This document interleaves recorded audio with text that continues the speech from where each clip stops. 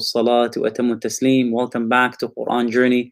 I ask Allah subhanahu wa ta'ala to bless you, to bless your loved ones, to bless your families, to allow us to be always blessed through the Quran, Ya Rabb, Ameen. And I ask Allah subhanahu wa ta'ala to allow the Quran to be the source of our joy and the moral compass that guides us through the most difficult and the most hopeful of times, Ya Rabb, Ameen, Ameen, Ameen. It's a pleasure being here with you again tonight. I ask Allah subhanahu wa ta'ala to accept from all of us as we move through the Quran, studying it and discussing it within the context of the seerah and the life of Rasulullah sallallahu alaihi wasallam. Today, inshallah ta'ala, or tonight, we're going to be focusing on Surat al Masad. Surat al Masad, inshallah. We'll begin as usual with the recitation, and after the recitation, inshallah, we'll get into the analysis. May Allah subhanahu wa ta'ala reward you and bless you and give you Jannatul Firdaus.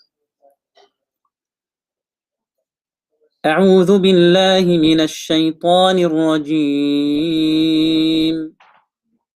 بسم الله الرحمن الرحيم تبت يدا أبي لهب وتب ما أغنى عنه ماله وما كسب سيصلى نارا ذات لهب وامرأته حمالة الحطب في جيدها حبل من مسد بسم الله الحمد لله والصلاة والسلام على رسول الله. Very short surah, but lots of context and lots of history. Let's begin with a little bit of the background. This surah is speaking about the Prophet Muhammad sallallahu alaihi wasallam's uncle, one of his uncles, whose name is Abu Lahab. This is his kunya or his title. His full name is Abdul Uzza. His actual name is Abdul Uzza, and Uzza was one of the pagan idols that was worshipped. He was called the slave of Uzza. And of course, we know that by the time of Rasulullah's initiation into prophethood, there were a few of the uncles of the Prophet Muhammad still alive. He had 10 of them. 6 of them passed away before the Prophet Muhammad was initiated into prophethood. And those who were alive during the Prophet Muhammad were Hamza, Al-Abbas, Abu Lahab, Abdul Uzza, and Abu Talib. And of course, we know that Hamza and Al-Abbas became Muslims. Hamza was the first to become Muslim. He became Muslim early on, before Umar and before many other companions. And when he became Muslim, he really gave the Muslims strength, because Hamza was known to be a strong warrior, very strong and committed. So he made it easy for many Muslims to come and people to become Muslim. Alhamdulillah. Al-Abbas became Muslim in the Fath, during the Mecca opening of Mecca, when Muslims finally came to Mecca and entered as now custodians of the Kaaba, as people who are going to take care of the Kaaba. That's when Abbas became Muslim. Abu Talib, we know that at the end of his life, he was very close to becoming Muslim. But the stronger narration tells us that at the end of his life, people pressured him, and that goes to show you the power of peer pressure, into refusing or into rejecting Islam. Are you going to let go of your tradition and your life and you want to embrace Islam? But of course, he supported the Prophet Muhammad in many, many instances of his life. So those are the 3 uncles. The 4th one is Abdul Uzza. And he was very different from Abu Lahab. Abu Lahab was at least supportive of Rasulullah based on blood. He said, you are still my family and I'm going to support you, even if I disagree with the message, or even if I don't want to publicly accept it. Whereas this was the case for Abu Talib, but Abu Lahab, Abdul Uzza, he was much, much more aggressive in his attack and in his campaign against Rasulullah sallallahu alaihi wasallam. And this is very important. So let's situate it. Let's discuss that briefly. Let's discuss that briefly. For those of you who are, by the way, I'm just going to look at the message here. Wa alaikum salam wa rahmatullahi wa barakatuh. Sister Lubna, it's all from Allah subhanahu wa ta'ala. May Allah accept, Ya Rabb, Ameen. Wa jazakum Allah khairan. Sheikh Imam Muhammad Abu Al-Izz, jazakallah khairan wa barakallah feekum. May Allah honor you and give you Jannat Firdaus, Ya Rabb, Ameen, Ameen. So, Abdul Uzza, his kunya, as we mentioned, was Abu Lahab. And the reason for that, let me see if I can share the notes with you here, inshallah. The reason why he's called Abu Lahab is because he had, some say, he had naturally blushing skin. So he had natural blushes. Abu Lahab means the father of flame, or the father of redness. And because his cheeks would be red, more red than usual, lighter in complexion, they gave him that title. Abu Lahab could also be a title that was given to him because of his tendency to get angry quickly. So they usually called somebody who's quick to anger Abu Lahab, the father of flame. You know, some people are very cool. They go into a situation and they ease the tension. They calm people down. Others enter any situation and make things much, much more aggravated. So that was again, and of course for the Arabs, anger and wrath and to be one of those people who's quick to anger, that was actually a good thing, because it meant in the time of war you could be depended upon. It meant that in the time of seriousness, you could be looked up to, or you could be looked for. Tamam? Now, here's the thing: Abu Lahab, even though he was given that title, quick to anger, he wasn't actually a good warrior. We mentioned this before. In Badr, he didn't actually fight himself against the Muslims. He hired others to do so because he was quite rich. So what do we know about Abu Lahab? He took care of himself. He was very well dressed. He was a very rich merchant. Some people say he was engaging in weapons merchandise. So he actually used to sell weaponry to people, and that's why he profited off of the anger or the wrath that people had. So he would usually go from situation to situation, kind of igniting tension between people for the sake of, maintaining his business and maintaining that commodity and maintaining the need for the market. But Allahu A'lam, what his marketing or what his business was engaging with, Allah subhanahu wa ta'ala knows best. These are just some of the historical books and what they have to say about his occupation, his job. Now, interestingly, Abu Lahab was one of the earliest people to stand against the Prophet Muhammad ﷺ, his own uncle. And that's really sad. You'd expect your own family to be supportive. But Abu Lahab, he quickly, during the private, remember last time we talked about the private phase of da'wah, where the Prophet Muhammad ﷺ went to the various tribes of his clan of Quraysh. So he went to Banu Hashim, he went to the various tribes in Mecca, and he called them to smaller gatherings. And what we see is Abu Jahl was constantly making excuses, like, I can't be here, I gotta go do some. So he was kind of avoiding those gatherings. Whereas Abu Lahab, he was avoiding at the very beginning, but eventually the Prophet Muhammad ﷺ kept, according to some of the books of tafsir, he kept preparing food, inviting them over, gave them an opportunity to kind of, feel comfortable. And then he would begin to speak to them about, let me be blunt with you. Here's the situation. I want to invite you to Islam. I want to invite you to this new way. It's different from what you'd expect. So he's inviting them to the call, or he's calling them to Islam. Now, of course, Abu Lahab got up and he's like, you gathered us for this. What a waste. And in some of the narrations, it says, Tabban laka ya Muhammad. Even in those gatherings privately, he says, Tabban laka ya Muhammad, for gathering us and wasting our time. And we got busy lives.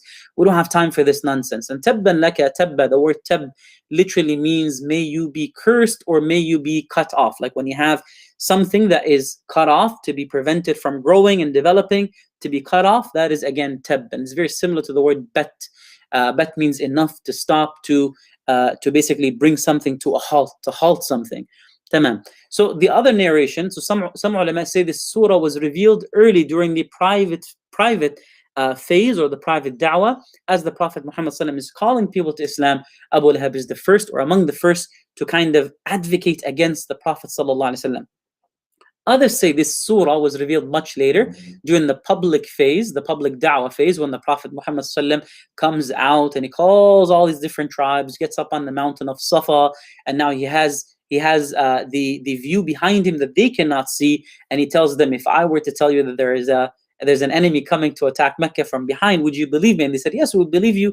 مَا جَرَبْنَا عَلَيْكَ كَذِبًا. We have not heard or experienced you to be a liar, so we're going to obviously believe in whatever you say. He says, well, I don't have news of a city that is being attacked, but I do have greater things to warn you against, and that is the day of resurrection. He begins to talk to them about Allah subhanahu wa ta'ala, and about Islam, and about believing in one Allah, one deity. And of course, Abu Lahab, or Abdul Uzza, his own uncle, is the first to get up and to say, Tabban laka ya Muhammad, again, you're gathering us for this nonsense, this waste. So he's among the first to express dismay and express concern, and of course voice that anger and wrath, because Allahu A'lam, but he stands to profit if we take the opinion that he was selling weapons as a way of making money. Of course, this will be a direct conflict. Now, what's interesting is this surah is revealed in response to what Abu Lahab says. So this surah comes, he's basically saying, may you be cursed, O Muhammad, may your work be cut off, may all of it go to waste.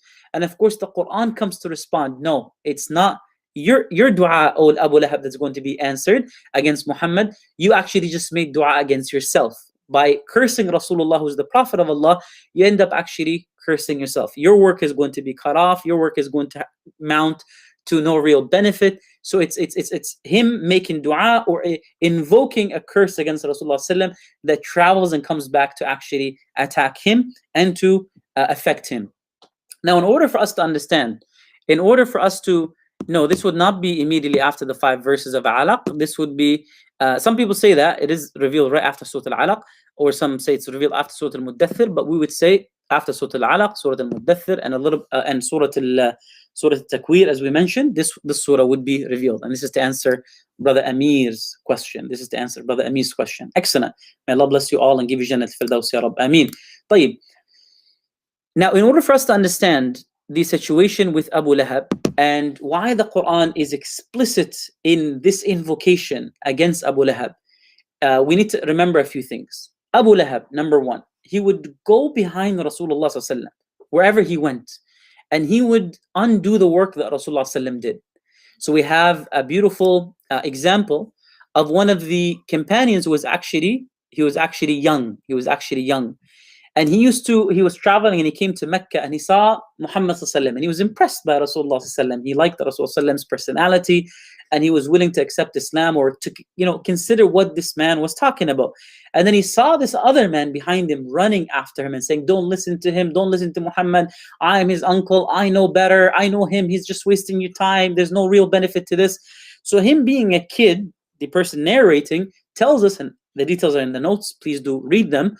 He tells us that he was quick to reconsider his position. So whereas he was interested in Rasulullah sallam and what Rasulullah had to say, as soon as he heard that his own uncle is chasing him and telling him, hey, I know you're wasting people's time, he was quick to reconsider. And that's an example of someone who would have come close to Islam. Eventually he did become Muslim later on, but could have come earlier to Islam, but didn't, because he heard Abu Lahab's criticism, false criticism against Rasulullah sallallahu alaihi wasallam, harsh criticism against Rasulullah sallallahu alaihi wasallam. Being a family, people are quick to like, okay, well, why is his own family against him? Why is his own uncle against him? So it did hurt the Prophet Muhammad sallallahu alaihi wasallam's da'wah a little bit at the beginning of his life. Okay, that's one thing. So Abu Lahab would go behind Rasulullah sallallahu alaihi wasallam and he would constantly say, don't listen to him, I am his uncle and I know, and he is this and this and that, and he would say all these terrible things about Rasulullah sallallahu alaihi wasallam. So that's number one. Number two, Abu Lahab was among those who advocated for the boycott of Banu Hashim. So he himself said, let's put financial pressure upon the family, the whole family of Banu Hashim, so that they have no choice but to turn Muhammad in, sallallahu alaihi wasallam, or to dissociate from him. So that's the second thing that he did. Third thing, when that did happen, when they had the boycott against Banu Hashim, he himself, even though he was a Hashimi in descendancy, he decided to basically give up that connection, to the families. He said, you know what, don't consider me Hashimi from now on. I am done with this title. I'm done. I'm not a Hashimi anymore. So imagine someone giving up his own passport, giving up his own commitment to the family, letting go of that allegiance to his family and moving on. So this is something that Abu Lahab did. Abu Lahab, so as we mentioned, he quickly chased Rasulullah around and he said, whatever he says, don't listen to him. So he undid the Prophet Muhammad's work. He himself called for the boycott of the Prophet's family, Banu Hashim, and when they were boycotted, he said, even though I'm a Hashimi, I'm no longer part of the family. So to make sure that his business is maintained, he dissociated himself from the family of Banu Hashim. So imagine he dissociated himself from Rasulullah's family, and isn't it amazing that Allah subhanahu wa ta'ala dissociates from him. SubhanAllah, the way things work out. And even more interesting, subhanAllah, the fact that he dissociated himself so much, what goes around comes around. And the punishment, the nature of the punishment is very similar to the nature of the crime. Towards the end of his life, Abu Lahab would actually get very, very sick, very, very sick, and he would die alone from a contagious disease, and his own family would refuse to touch him. Can you imagine? His own children would refuse to touch him, to the point where now his smell and odor began to really attract attention. So the people living in the city of Mecca started to say, hey, Why are you guys leaving your father to rot? So eventually what the children had to do, they had to come in wearing all kinds of clothing and whatnot, and they used sticks, and they covered their hands and whatnot to take the body of their father, so they dug a hole next to the bed, and then they flipped the bed and everything in it, and the wraps into it, and then they covered it up, and then they destroyed that, like where they broke the house down on top, and that basically became the graveyard. Subhanallah. And imagine what a terrible way to go. And this goes to show you again the kind of person that he was. This is towards the end of his life, and this is again the legacy that he left behind. You wouldn't see people wanting to basically associate themselves with Abu Lahab. Oh, I'm a descendant of Abu Lahab. No, people usually skip that or don't mention that they're related to him because of the negative position that he took when it came to Rasulullah sallallahu alaihi wasallam. In addition to that, he decided to actually accept the pressure or cave into the pressure that was placed upon the Prophet Muhammad's family to distance themselves from him. So what he did is he went to his two sons, Utbah and Utayba. So Abu Lahab or Abdul Uzza, he had two sons that were married to Rasulullah's daughters. So Utbah and Utayba were married to Ruqayya and Kulthum. And he told Utbah and Utayba, I want you to divorce the two daughters of Rasulullah so that he would have no choice but to reconsider the message. So imagine they're putting financial pressure on him, and now they're going to try to divorce his two daughters who have been married for a while. It's they're into the family. It's a big family, and it's a powerful family. Are they going to say yes? Well, guess what happened? Utbah said yes. Utbah said, okay, I will do it. He went to his wife, which is the daughter of Rasulullah sallallahu alaihi wasallam, Ruqayya, and he told her, you are divorced, go back to your father. And she went home to her father crying, Ya Rasulullah, I did nothing. Just all of a sudden he comes home and he tells me, go back to your father. And Rasulullah sallallahu understood. So he consoled his daughter, told her it's okay, Allah will give you better. And eventually she would end up marrying Uthman, but that's much, much later on. She would spend a long part of her, a long time waiting in the house of Rasulullah sallam, mourning, and of course being affected by this. And of course Rasulullah sallam was hurt. Yeah, it's hurtful when your own daughter comes home being divorced because of the work that you're doing, but you believe in the work that you're doing and you know it to be true. So again, he told her, be patient, Allah will give you better. Now Utayba, the other son of Abu Lahab, he didn't do the same thing. He did something that's much, much more horrendous in nature. So what he did is he went to his wife. So Utayba went to his wife, Kulthum, and he told her, I'm not going to divorce you. What I'm going to do is I'm going to keep you married. I'm going to keep being married to you. You're going to live under my roof, but I'm going to make your life miserable. I'm going to make your life so miserable that you're going to beg me to leave, but I won't let you go. So he decided to torture his wife.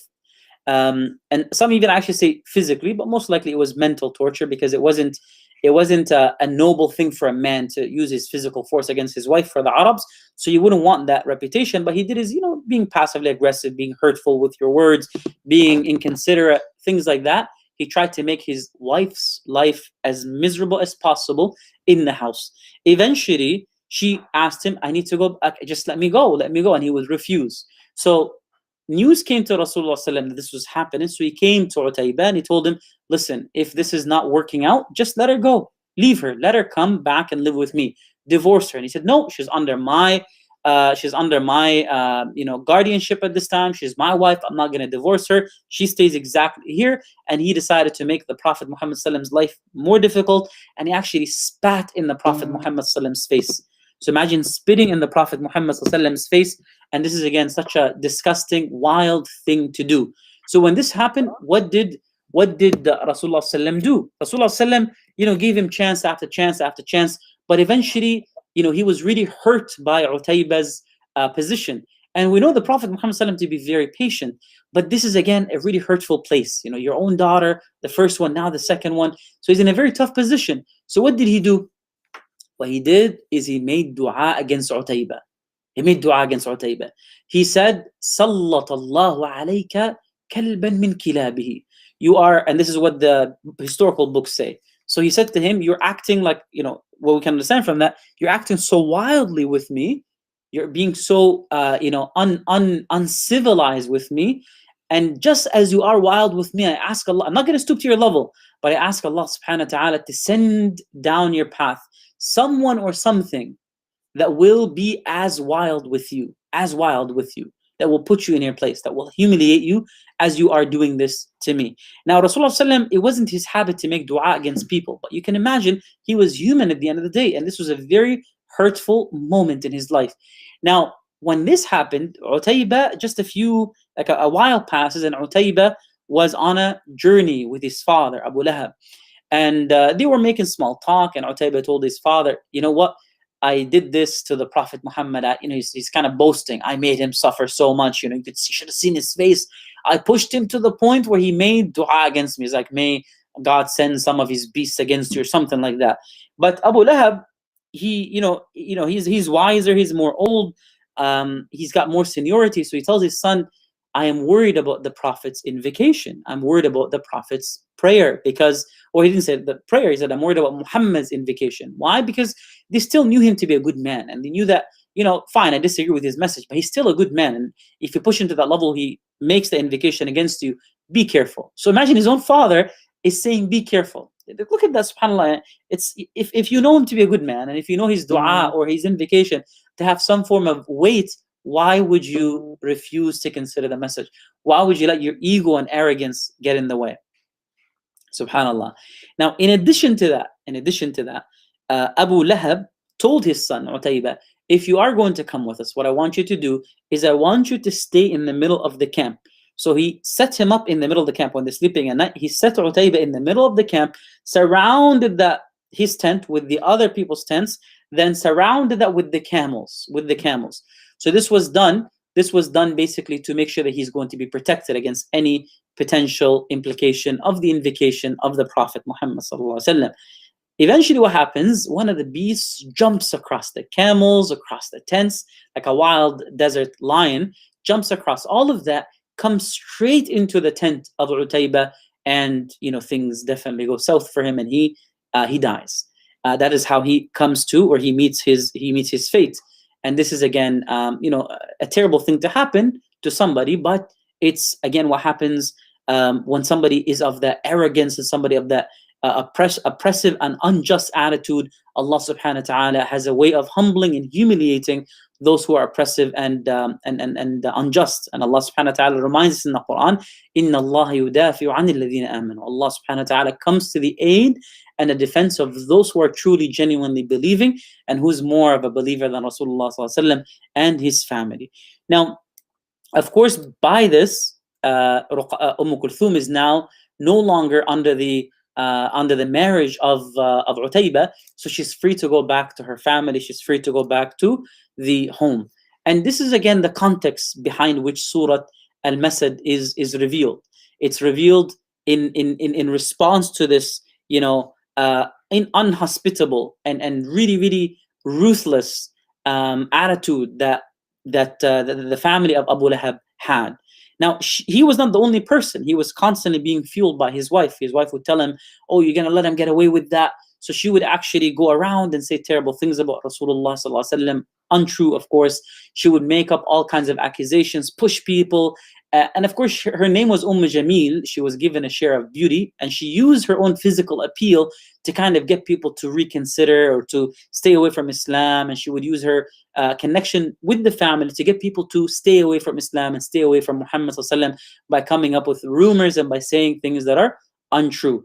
And actually, one of the narrations says that she had a locket, an amulet, which was very dear, which was very expensive, and she sold that to hire people herself. She wanted to use her own money to hire people that would what? It's like, imagine she's giving up something that was very valuable to her to hire people that would fight in Badr to try to kill Rasulullah sallallahu alaihi wasallam, which explains the ending of the ayah, or the ending of the surah.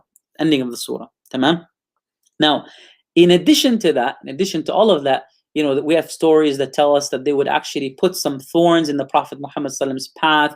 They lived very close to the Prophet Muhammad sallallahu alaihi wasallam. They had houses close to one another, so they would put things in front of him. They would go after him, and they would, do things as much as possible to make his life unpleasant.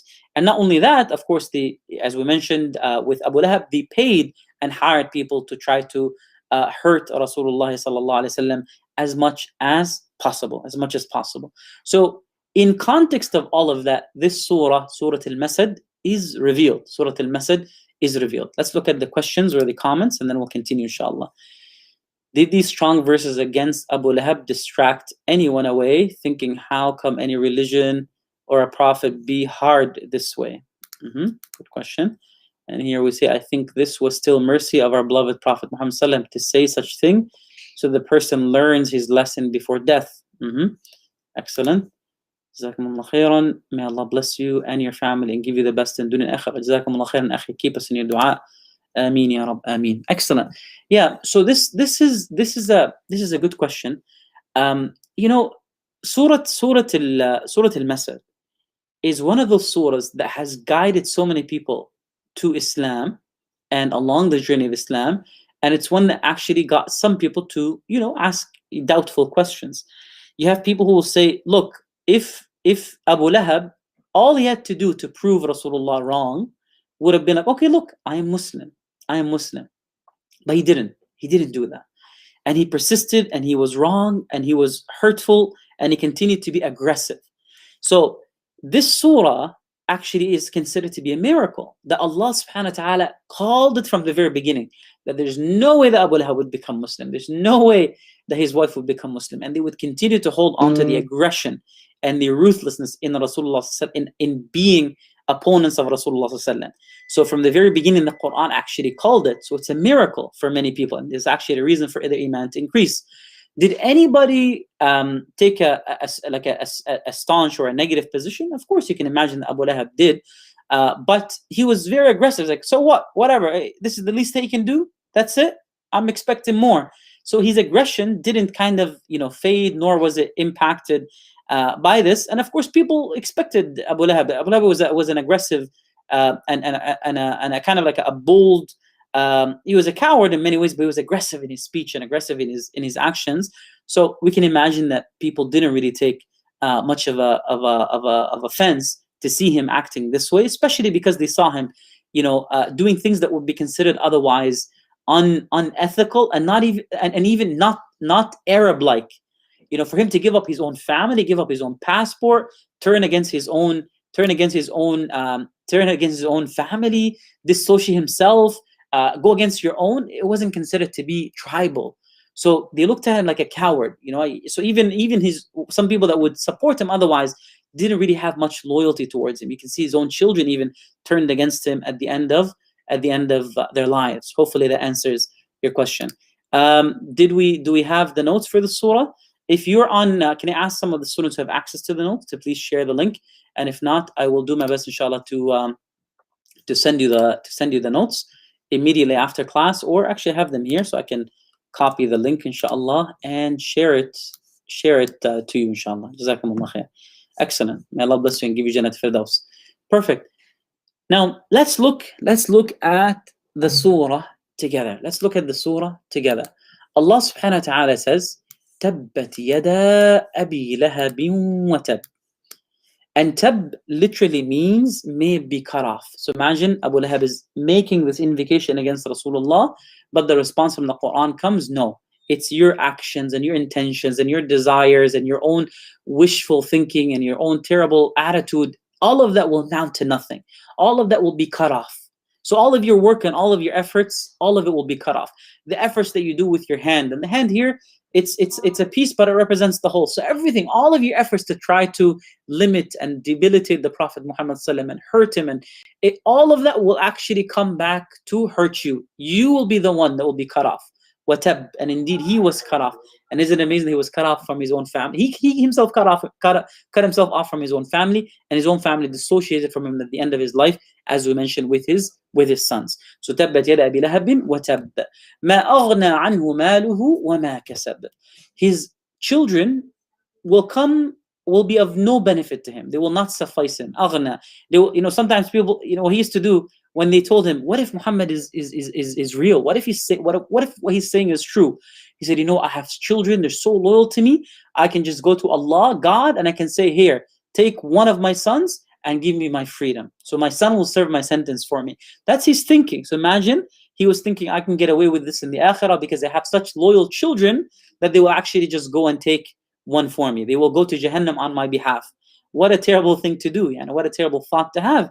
So Allah says, ما أغنى عنه ماله وما كسب. His children will be of no, or his wealth will be of no benefit to him, and his kasab, his children will be of no benefit to him. Or kasab or kasb can also refer to the things that you gain because of your wealth.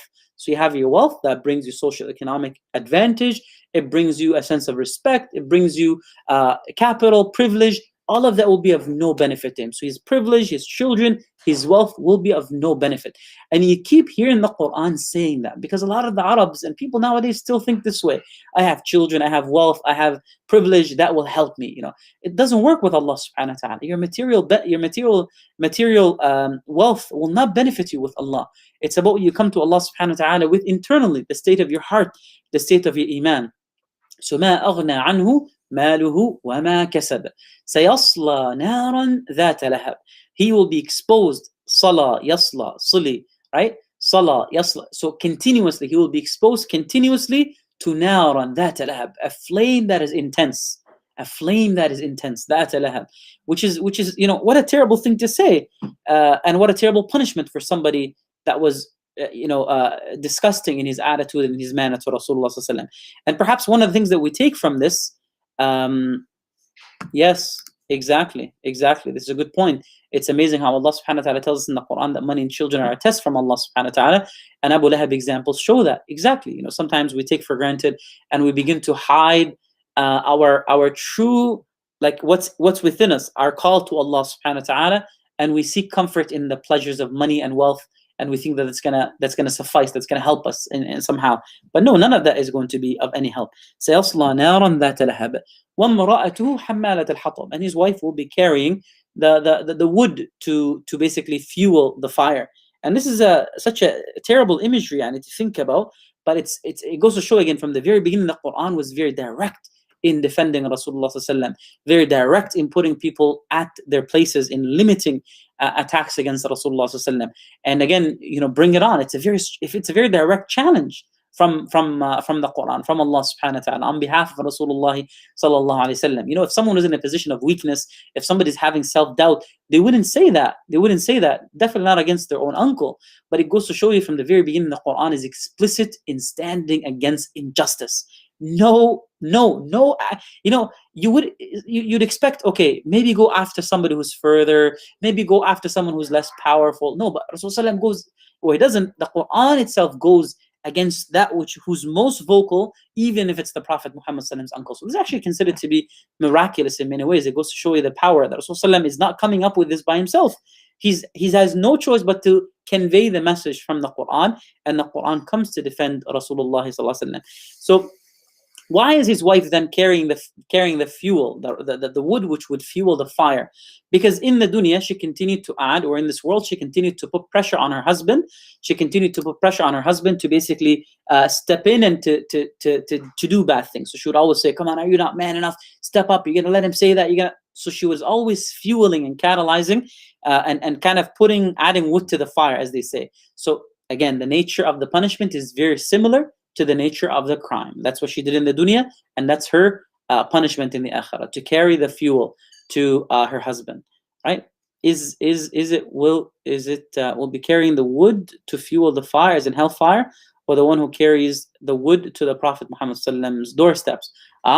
So it's understood in both ways. We said it's the nature of the punishment is similar to the nature of the crime, because she continued to fuel her husband. And some say because she used to put wood in front of the Prophet Muhammad's house that will basically hurt him, like, you know, thorns, wood with thorns and things like that. That this is the kind of punishment that she will get in the akhirah as well. Some have understood it to mean that she's carrying the fuel to feed her husband's anger, to kind of like anger him more. Some said that she was carrying the fuel, meaning the things that will hurt the Prophet Muhammad, the wood that will hurt the Prophet Muhammad. And some say because she did those two things in dunya, she gets the same punishment in the akhirah by carrying the wood through which her husband's punishment is going to be fueled. Tamam? في جيدها حبل من مسد. في جيدها حبل من مسد means around her neck will be a rope that is made of palm fiber. and this is the name of the surah, Masad, the palm fiber, or the flame, or the thing that will be ignited, and what is this a reference to? You know, some ulama of tafsir, much has been said about this, but what I really enjoyed reading is the opinion that, again, she sold her own necklace to make money, so she would offer that to somebody who would hurt the Prophet Muhammad sallallahu alaihi wasallam. So because of that, using it for those reasons, Allah subhanahu wa ta'ala sends her a punishment similar in nature to the crime that she committed. And others say because she used her physical appeal, she used her beauty, she would wear jewelry and whatnot to give more weight to her statements. So imagine she would go say all these lies against Rasulullah, but she would look good doing it, so people would believe her. And people do this all the time. When somebody is very presentable, they're much more believable. So she would take care of herself and her physical, she would market herself well, so people would believe her and listen to her. Let's just make sure that khair, inshallah. So that's what she would do. She would take advantage of people or fuel her message by dressing in the most presentable of ways. And that's why Allah subhanahu wa ta'ala, as some of the mufassirun say, mentions, or this ayah is mentioned here, fi jidiha hablun min masad, around her neck, because that's what she used to get that physical appeal. There will be a rope made of palm fiber as again a punishment for what she used to do in the dunya. And here the surah, again, it's a very simple, concise, I wouldn't say simple, but concise surah that has many layers. And again, from the lessons that we take here is that we shouldn't be from those who use or let our ego blind us. We should be ready to receive and understand truth wherever it comes. And Nabi sallallahu alaihi wasallam says, "Al-hikmah dalalat al-mu'min," that the believer looks for wisdom and takes it from wherever it comes. We look at wherever it comes, we accept it. But Abu Lahab and Abu Jahl and those individuals that the Quran highlights at the very beginning, so far we've seen Abu Jahl, we've seen al-Walid ibn al-Mughira, we've seen Abu Lahab highlighted as examples of those who refuse to believe and why they refuse to believe. We see that the Quran is going after those people, reminding us to be humble and to learn from them. Which takes me to a good question. I remember coming across this individual who was actually very upset and very angry. Why is the Quran, your book that you see to be holy and you see to be divinely ordained and the direct word of Allah subhanahu wa ta'ala? Someone is saying, what is palm fiber? So basically, like, it's a rope made out of, the date trees. The fiber that comes from that date tree is woven around to make a rope, because that's what she would use to basically hurt the Prophet Muhammad sallam, or put in front of the Prophet Muhammad sallam. If you've seen the date trees, they have what's called the za'af, which is really thorny, and that's what she would use to hurt the Prophet Muhammad sallam. Coming back to the question, which I said, it's good to end the surah off with this. I remember one person asked, why is it that your divinely ordained word, the direct word of Allah subhanahu wa ta'ala, why is that insulting a man who died 1400 years ago? And you pray, you worship Allah, you pray to your creator by invoking this curse against a man who died 1400 years ago. Now, this is a good question, and it's an unfounded question, because there's the surah, yes, directly addresses Abu Lahab's context, or directly addresses Abdul Uzza, that's his name, Abdul Uzza, the uncle of Rasulullah sallallahu alaihi wasallam. But it doesn't mention Abdul Uzza, it doesn't mention him by name. It uses his kunya, which is a description. So it alludes to him. Those who know, tamam? And it's a lesson that becomes relevant across time and space. What do I mean? Abu Lahab literally means the father of flame. Somebody who is quick to anger, somebody who's quick to use his own wealth to fuel tension between people and benefit off of people's tensions. So the kunya still stands, the description still stands relevant across time and space. So yes, we are invoking this, remembering what he did, what this terrible man did 1400 years ago, but it's not limited to him. It is a reminder, and it's an invocation against anybody who uses their means to hurt and to oppress and to break and to undo good and to undo the khair that was done, and to accuse and to lie with the intention of deterring people from accepting truth and pushing people away from the message. So it applies to a person, but it's not limited to that person. It continues to be relevant across any, as Amir says, across and relevant to any evil couple and any evil association that seeks to break and destroy and benefit from breaking ties. As one of the opinions that Abu Lahab was involved in selling weaponry. So for him to continuously have tension between a society or between sectors of society would benefit him financially. Whereas Rasulullah is trying to unite people. So you have one person who's trying to unite and one person who's trying to break. One person who's trying to spread peace and another person who's trying to spread anger and hate. And so this is again where the contrast needs to be made. And I hope that answers that question. Does anybody have any questions now? Inshallah ta'ala, may Allah bless you all and give you Jannat al-Firdaus. Is it correct to say that the verses of the Quran are directly involved with building the personality of the Prophet ﷺ? Of course, from the very beginning.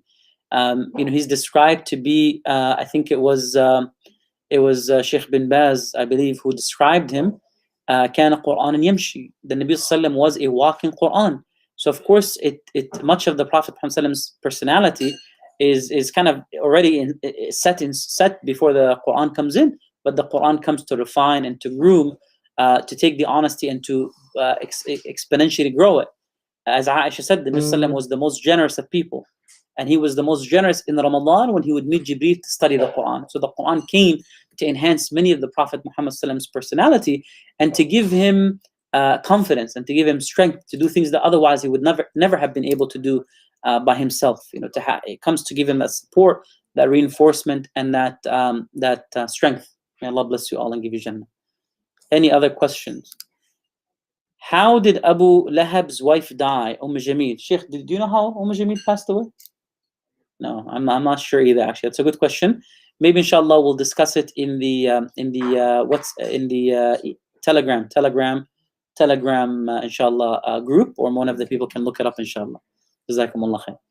May Allah bless you. Any other questions?